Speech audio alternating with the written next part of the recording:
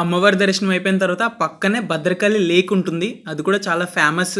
ఇక్కడ మెయిన్ ఇంకోటి ఏంటంటే అమ్మవారి ప్రసాదం. ఇక్కడ 2 రకాల లడ్డూలు దొరుకుతాయి. ఒకటి పంచదార లడ్డు, ఇంకొకటి బెల్లం లడ్డు. బెల్లం లడ్డు అయితే టేస్ట్ చాలా బాగుంటుంది. అన్నప్రసాదం కూడా ఇక్కడ జరుగుతుంది. కాకపోతే ఆధార్ కార్డు కావాలి.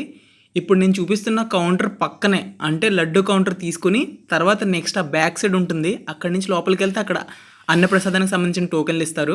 దాని నుంచి కొంచెం ముందుకెళ్తే ఇక్కడ మనకి అన్నప్రసాదం పెట్టేది గంట మాత్రమే పెడతారు. టోకెన్స్ తీసుకున్న వాళ్ళకి మాత్రమే. అందులో మనం ఎంటర్ చేసి లోపలికి వెళ్ళిన తర్వాత అన్నప్రసాదం అయితే విక్రరణ చేస్తారు మనకి. పొంగలి, పప్పు, పచ్చడి, రైస్. ఓం నమో భద్రకాళి నమో నమః.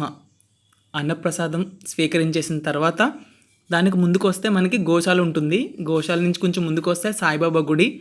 దాని పక్కనే ఒక చెట్టు కింద ఒక విగ్రహం ఉంటుంది అమ్మవారిది. చాలా బాగుంటుంది. ఎంటైర్ షార్ట్స్ అన్నీ ఆల్రెడీ కంటిన్యూషన్ చేశాను చూడండి. నెక్స్ట్ షార్ట్ ఎక్కడికి వెళ్ళామో చూద్దాం. Please subscribe.